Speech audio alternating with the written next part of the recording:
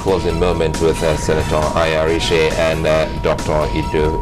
Mr. Ido Falaye, the chairman of Ekiti PDP. We're looking at internal democracy, specifically what is happening in the PDP in Ekiti State.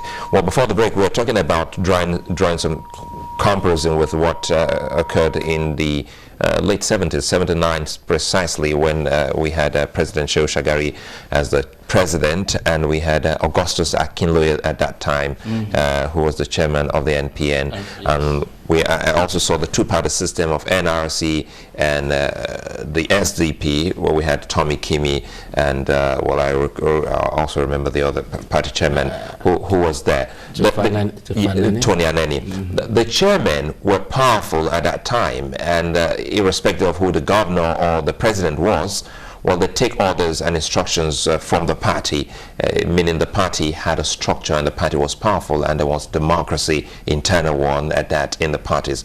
What went wrong to the extent that now we're talking about what is happening in your party and some other parties? Well, it's the governors just got so powerful because of the power to dispense a lot of goodwill. We don't have internal mechanism to control. There is really no fiscal responsibility. Let's just put it that way, because the governor does whatever he wants. Pure and simple. So if a governor becomes so powerful, as almost all the governors are now, almost all the governors are that powerful, they will put in the chairman of the party. A governor will single-handedly appoint a chairman of a party.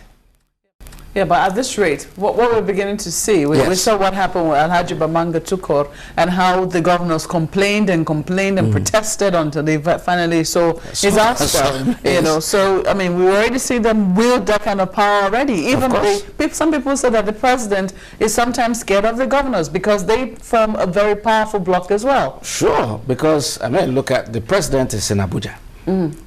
He wants to win votes in the states. His first point of call is the governor. You see, it's only in unusual cases, like we had in Rivers, that he had to depend on maybe one of the ministers to continue to sustain the party. So the governors, the way the presidential system is designed, the governors have awesome powers. But if we develop our legislature very well, there will be check and balances, the legislature and the judiciary.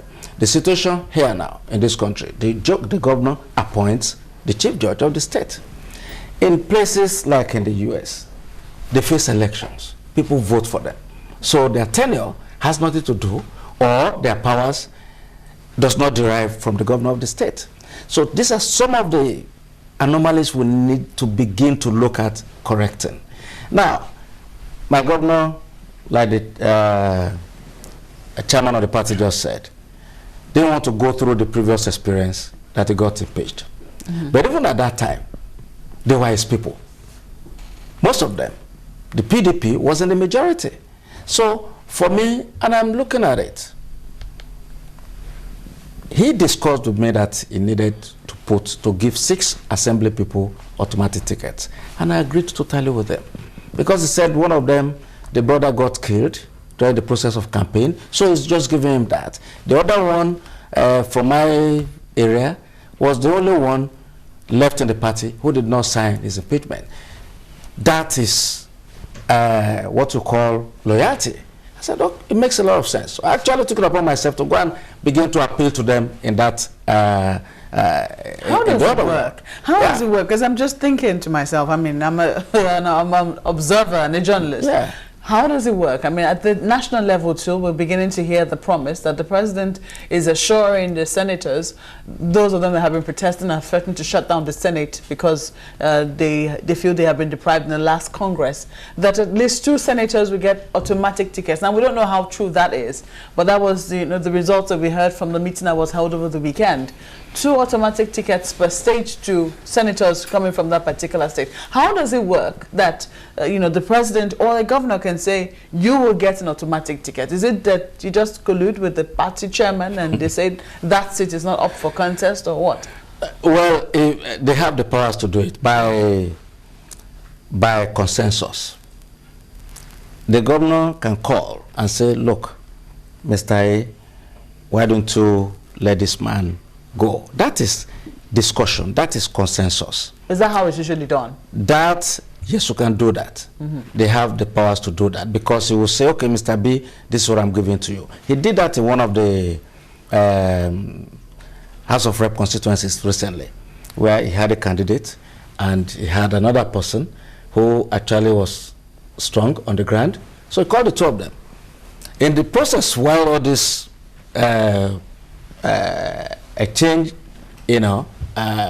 was going on between the two of us. So they called that one. He now made that one of them gave him something, like an SSA or something, then told the other one to go and run. You can do that. But when you just go out and announce somebody's name without discussion with anybody, then that means you are using authoritarian power. And people will resist that. Now, if the National Assembly, if the Senate is asking for 2 people to get automatic tickets, there is nothing wrong in asking. And it's one of those quick fix remedies that we have in this country. If they had time, the ideal thing would have been to legislate. Very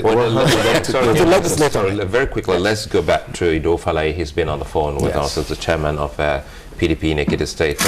Our closing moment with you, Mr. Fayose, I'm quite sure you've heard a lot from Senator Arise, and finding a solution to all of this, moving on from what we have discussed, is a big thing now. What do you think, as the party chairman, should be the solution to all of this?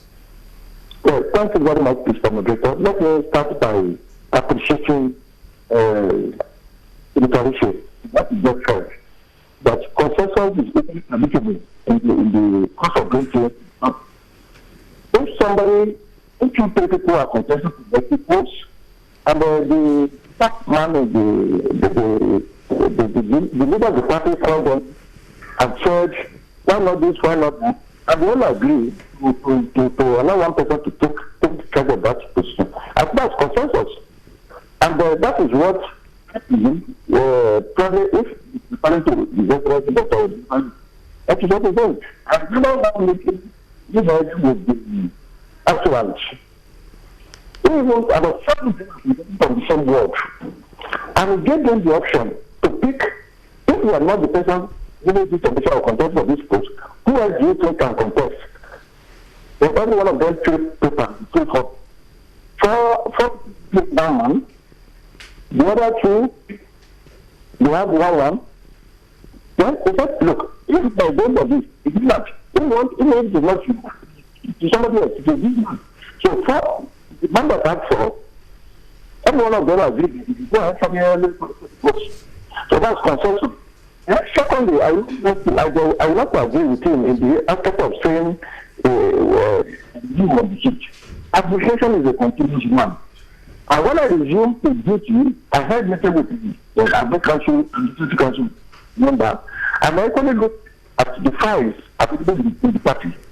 No any petition, no any matter, no any thing on the file or act on the meeting. So application is a continuous one, and I'm the party member. I know what is going on with the party, and I know how to respond to it. So anytime anything is happening, I will prefer people reducing it to writing so that it can be in the file.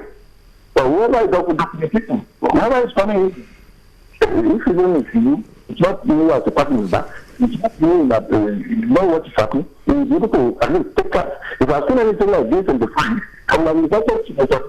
If somebody I respect, somebody I know, is not on serious representation in a bit of his name. So that with deep respect, I'm not comfortable with that statement. So, if there's anything to register. Sorry, I didn't quite get you. You said you're not comfortable with what statement? With the statement that I'm not able to know what you know, that he came to the party last 2 weeks ago. He You know, administrating is a continuous one, and if something is written down or in the file, or there's a dialogue on you need to take it up on the administrative level. But if it's in the file, and something to come and settle it up, and the family will get it. And I know a quick one here. Let's extract from you to show that, well, there's truly some form of independence in your party, in your state. We're not speaking with the PR, we're speaking with the chairman. What would you like to see happen from now on? How would you like this to be resolved, since, well, you now know what is happening? God bless you. I'm assuring you, the only people, that in my own administration, we're going to be free and fair to everybody. Everybody that has anything, you don't decide to the party and take it up about them. And the national body is listening us or not. They set up the committee, they set up an appeal complaint, appeal committee to look at issues and how resolve what we want. So all this process can take the team members who are not comfortable with whether the policy or the way of doing things. So, but I assure you that if it comes to us, it doesn't matter about level. Go to the media or go to the newspaper and so on. Well, I'd like to thank you so very much. Ayo Fayose is the chairman, Ekiti PDP. He spoke to us from Abuja on the issue of internal democracy and party politics in Ekiti State. I'll close a moment with you. You've heard him. He said, well, if there's a clause of conditionality, if you come to them, this will be resolved. I have no issues other than, because for me, once the governor, I'm such that if you tell me this is the way you are going, I just follow you like, just follow you sheepishly, because whatever I say, it becomes a bond. So for me, we have no issues. I just didn't like the idea of technically sidetracking me, and why you're still telling me, oh, you are getting the free and fair election. So that's why I had to. This thing got into the open, because normally if I go to Ekiti and there's an election, the press will come. I will talk to them. I mean, apart from Mr. Governor, the next layer of people are the senators in the state. And so certainly, somehow, if they are looking for a second opinion, they will have to talk to people like me, in a way. And I am not about being an opposition to the governor, but I want to let him know.